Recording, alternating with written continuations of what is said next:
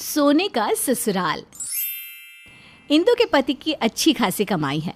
मनोहर सारे पैसे लाकर इंदु के हाथ में रख देता है। मुझे एक बात समझ में नहीं आ रही, जब से मैं शादी होकर आई हूँ आप सारे पैसे मुझे ही दे देते हैं। कुछ तो अपने पास भी रखा कीजिए। तुम जब से मेरे घर आई हो मुझे पैसों की कोई कमी नहीं हुई। तुम ही मेरे घर की लक्ष्मी हो, इसीलिए मैं सारे पैसे तुम्हें देता हूँ। अब तुम देखो तुम्हें कहाँ कैसे पैसे खर्च करने हैं। इंदु घर खर्च निकलने के बाद बचे हुए पैसों से सोना खरीद लेती है और ऐसे करके इंदु के पास अच्छे खासे सोने के जेवर जमा हो जाते हैं। दिन बीतने लगते हैं और देखते ही देखते उसके तीनों बेटे शादी के लायक हो जाते हैं। एक दिन इंदु मनोहर से कहती है, आपने मुझे सोना तो बहुत दिलाया है, लेकिन अब मैं अपने बेटों की शादी करके सुकून से सोना चाहती हूँ। ठीक है, अभी मैं तुम्हें सुकून देने की तैयारी भी कर लेता हूँ। मनोहर अपने तीनों बेटों के लिए लड़की देखने लगता है। अच्छा घर परिवार होने के कारण प्रवीण के लिए पूनम का रिश्ता आ जाता है और दोनों की शादी बड़े ही धूमधाम से हो जाती है। घर आती ही पूनम घर की जिम्मेदारियां संभाल लेती है और इंदु खुश होकर तिजोरी की चाबियां पूनम के हाथों में रख देती है। बहू, आज से इस घर के छोटे बड़े सभी फैसले तुम लोगी और पैसों का लेन देन और जेवर की रखवाली भी तुम्हें ही संभालनी है बेटा। मम्मी जी, इतनी बड़ी जिम्मेदारी क्या मैं संभाल पाऊंगी? कहीं मुझसे कोई चूक हो गई तो? तुम पर मुझे पूरा भरोसा है बेटा। एक रोज़ पूनम को मीनू बाजार में मिलती है। वो मीनू की बातों से इतनी इम्प्रेस हो जाती है कि उसे अपनी देवरानी बनाने की सोच लेती है। मीनू के बारे में पता चलते ही मनोहर मीनू के यहाँ मनीष का रिश्ता भिजवा देता है और मीनू मनीष की शादी हो जाती है। मीनू और पूनम में अच्छी बॉन्डिंग बन जाती है। एक रोज़ पूनम मीनू के साथ बाजार जाती है और सोने की दुकान में जाती है।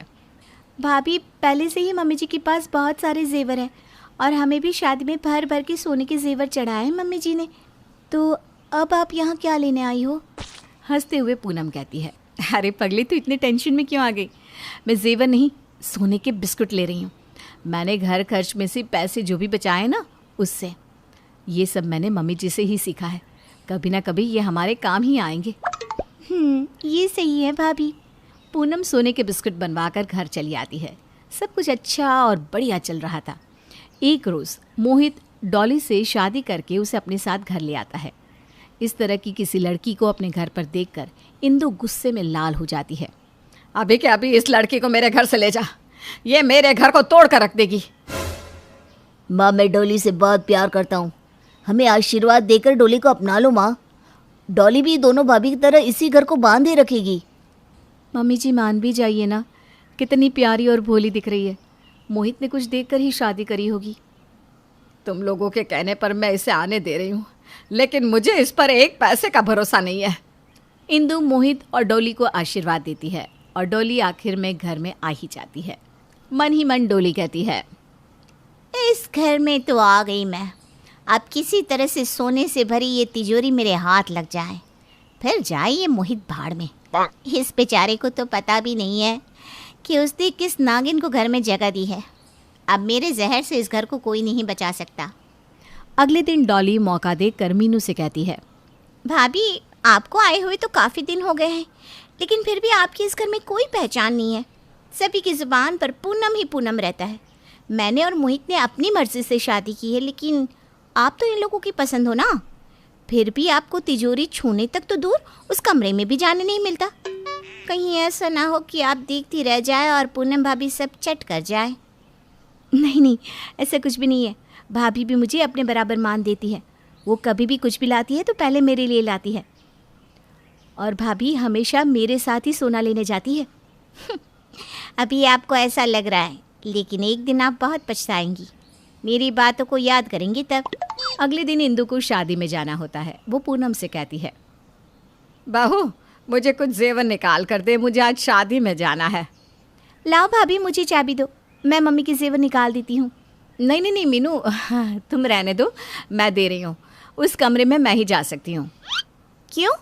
मैं भी तो इस घर की बहू हूँ और इन सब पर मेरा और डॉली का भी उतना ही हक है जितना आपका है। मैं ही आज तिजोरी खोलूँगी, नहीं तो मेरा हिस्सा मुझे दे दीजिए। तुम्हें क्या हो गया है मीनू?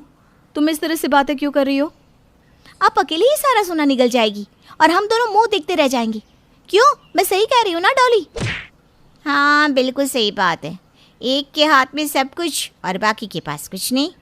तीनों में काफ़ी बहस होती है और बात इस नतीजे पर आती है कि एक एक हफ्ते तीनों के पास तिजोरी की चाबी रहेगी।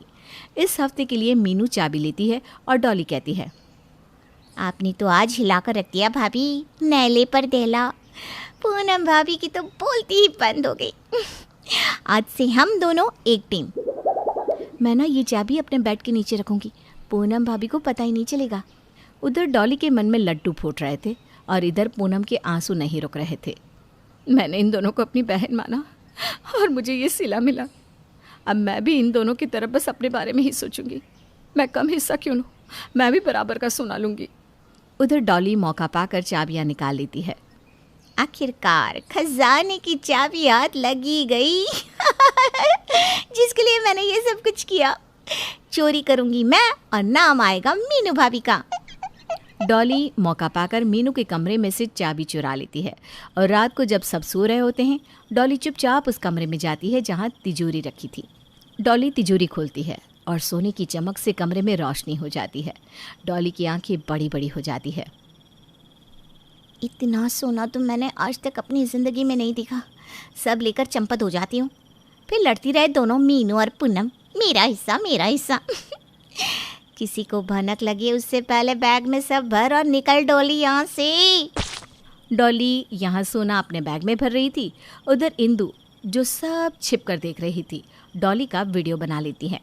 डॉली जैसे ही सोना लेकर भागने लगती है, वैसे ही इंदु पूरे घर की लाइट ऑन कर देती है और डॉली को रंगे हाथों पकड़ लेती है। तुम्हें क्या लगा तुम मेरे घर का सोना इतनी आसानी से ले जाओगी और मैं देखती रहूंगी? एक एक पैसा जमा करके मैंने ये सब खरीदा है। डॉली इंदु को धक्का देती है। उतने में ही सब उठकर आ जाते हैं। मोहित, देखो ना तुम्हारी माँ मेरे साथ कैसे पेश आ रही है। तब इंदु सबको वीडियो दिखाती है और मोहित डॉली को एक तमाचा मारते हुए उसके हाथों से बैग छीन लेता है। मुझे तो इस पर उसी दिन से शक हो गया था, जिस दिन इसके कारण पूनम और मीनू में सोने को लेकर लड़ाई हुई थी। तब से मैं इस पर नजर रख रही हूँ। निकल जाओ मेरे घर से नागिन। माँ ने ठीक कहा था, लेकिन मैं ही तुम्हारे प्यार में अंधा बना बैठा था। इंदु तिजोरी की चाबी वापस पूनम के हाथों में दे देती है और मीनू से कहती है, हमें कभी भी किसी और के बहकावे में नहीं आना चाहिए। चाबी भले ही पूनम के हाथों में है, लेकिन नज़र मेरी हमेशा उस पर रहती है। किसी के साथ कुछ भी गलत नहीं होने दूंगी मैंने कुछ सोच कर ही पूनम को ये जिम्मेदारी सौंपी है। मीनू सबसे माफ़ी मांगती है और सब कुछ पहले की तरह हो जाता है। इंदु एक अच्छी लड़की देखकर मोहित की भी शादी कर देती है और इंदु के सोने को पूनम अच्छे से संभालती है।